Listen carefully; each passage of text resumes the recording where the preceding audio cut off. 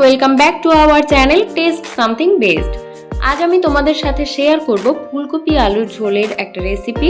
সেই জন্য প্রথমে এখানে আমি 2 ইঞ্চ মতো একটা আদার টুকরো নিয়েছি। এটাকে থেতো করে আমি শিলে বেটে নিচ্ছি। তোমরা চাইলে কিন্তু মিক্সিতে পেস্ট করে নিতে পারো, অথবা তোমরা চাইলে যে পাউডারগুলো দোকানে কিনতে পাওয়া যায় সেই পাউডারের প্যাকেটও তোমরা কিনে নিতে পারো। তবে আদা এভাবে বেটে নিলে কিন্তু টেস্টটা খুব ভালো হয়। নিরামিষ দিনে আমরা অনেক সময় ভেবে থাকি যে কি বানাবো বুঝতে পারি না। তো এখন কিন্তু নতুন নতুন ফুলকপি বাজারে উঠেছে, সেই জন্য আমি ভাবলাম তোমাদেরকে একটু দেখিয়ে দিই। নিরামিষ দিনে কিন্তু এই রান্নাটা তোমরা ঝটপট করে নিতে পারবে। মাত্র 5 মিনিটে কিন্তু এই রান্নাটা হয়ে যায়, কারণ আমরা খুব সহজ পদ্ধতিতে এই ভিডিওটা তোমাদেরকে দেখানোর চেষ্টা করছি। দেখো, এখানে আমি সেদ্ধ আলু নিয়েছি, সেদ্ধ আলুর খোসাগুলো ছাড়িয়ে নিচ্ছি।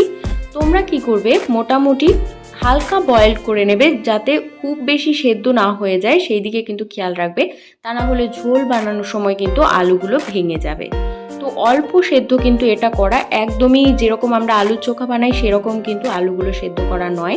ভেতরে কিন্তু একটু কাঁচা কাঁচা আছে, তবে ভেজে নিতে হবে ভালো করে। এবার একটা ছুরির সাহায্যে আমি মোটামুটি চৌকো করে আলুগুলো কেটে নেব। দেখো, এরকম করে চৌকো চৌকো করে আমি আলুগুলোকে একটু কেটে নিচ্ছি। তো তোমরা চাইলে কিন্তু আরও বড় সাইজের করেও কেটে নিতে পারো, একেবারেই অপশনাল, এটা তোমাদের পছন্দ মতো করবে। এবার এই আলুটা কাটা হয়ে গেল, এরকম আরও 2-3টে আলু আমি এক সাইজের করে কেটে নিচ্ছি। দেখো, কাটা হয়ে গেছে। এখানে সেদ্ধ আলুগুলো রয়েছে, এইখানে এইভাবে করে আমি ফুলকপি কেটে নিয়েছি। আর নিয়েছি এখানে আদা পেস্টটা, নিয়েছি একটু কাঁচা লঙ্কা চেরা, আর নিয়েছি লাল লঙ্কার পেস্ট। তো রান্নার জন্য সব কিছু রেডি হয়ে গেছে। এবার কড়াইতে দিয়ে দেব আমি মাস্টার্ড অয়েল বা সর্ষের তেল। সর্ষের তেল পরিমাণ মতো দিয়ে দিচ্ছি, তোমরা চাইলে রিফাইন তেলও দিতে পারো। এবার তেলটাকে একটু ভালো করে কড়াইতে ছড়িয়ে দিয়ে কড়াইতে তেলটা গরম করে নিলাম। ফোড়ন দিয়ে দিচ্ছি আমি, একবারে ফোড়ন দিয়ে বসিয়ে দেব শুকনো লঙ্কা, দারচিনি আর একটা তেজপাতাকে টুকরো করে আমি এর মধ্যে দিয়ে দিচ্ছি। সামান্য একটু আমি সাদা জিরে এর মধ্যে ইউজ করছি। তোমরা চাইলে কিন্তু বাদবাকি জিনিসগুলো না দিয়ে শুধু জিরে দিয়েও এই রান্নাটা করতে পারো, যেমন তোমাদের পছন্দ। এবার ফোড়নগুলো একটু ভাজা হয়ে গেছে, কপিগুলো আমি আস্তে আস্তে করে দিয়ে দিচ্ছি। কপিগুলো দিয়ে কিন্তু আঁচটাকে মিডিয়াম করে দেবে, দিয়ে হালকা হাতে নেড়ে চেড়ে কিন্তু কপিগুলোকে ভেজে নিতে হবে। তোমরা তোমাদের রান্নার সাহায্যে তোমরা ঢাকা দিয়েও রান্না করে নিতে পারো, তাতে করে কপিগুলো কিন্তু খুব তাড়াতাড়ি রান্না হয়ে যাবে বা ভাজা হয়ে যাবে। তো এবার দেখো, কপিগুলোকে আমি একটু নুন দিয়ে ভেজে নেব, আর একটু আমি এর মধ্যে চিনি দিয়ে দেব। এতে করে কি হবে, কপিটা খুব তাড়াতাড়ি নরম হয়ে যাবে আর পুড়ে যাবে না। তোমরা কিন্তু হলুদ দেবে না প্রথমেই, হলুদ দিলে কিন্তু কপিটা পুড়ে যায়। এবার দেখো, সেদ্ধ করা আলুগুলো দিচ্ছি। কপিটা একটু মোটামুটি ভাজা হয়ে গেলে তারপরে সেদ্ধ করা আলুটা দেবে। যেহেতু অতিরিক্ত সেদ্ধ করা নয় আলুটা, সেই জন্য কিন্তু আলুটাও একটু নুন দিয়ে ভেজে নেব, আর সামান্য একটু হলুদও দেব, কারণ হলুদটা একদম লাস্টে দিলে কিন্তু একটা স্মেল চলে আসে, সেই জন্য হালকা হলুদ দিয়ে একটু ভেজে নেব। কষানোর সময় কিন্তু পরে আবার হলুদ দেব। তো এখন আমি হলুদটা দিয়ে দিলাম। এবার ভালো করে একটু নাড়াচাড়া করে মোটামুটি ধিমি আঁচে একটু ভেজে নেবে। এতে করে কি হবে, আলু আর কপিগুলো খুব সুন্দর করে ভাজা হয়ে যাবে। এবার কষানোর জন্য দিলাম হলুদ, দিলাম লাল লঙ্কার পেস্ট, আর দেব আদার পেস্টটা। এবার 5-6টা মতো আমি কাঁচা লঙ্কা চেরা এখানে অ্যাড করছি। তোমরা ঝালটা কিন্তু তোমাদের পরিমাণ মতো দেবে, যেরকম ঝাল তোমরা খেতে পছন্দ করো। মশলার বাটিতে আমি আরেকটা পেস্ট বানাচ্ছি ধনে পাউডার আর জিরে পাউডার দিয়ে। এর মধ্যে সামান্য একটু জল দিয়ে এই পাউডারগুলোকে গুলে নেব।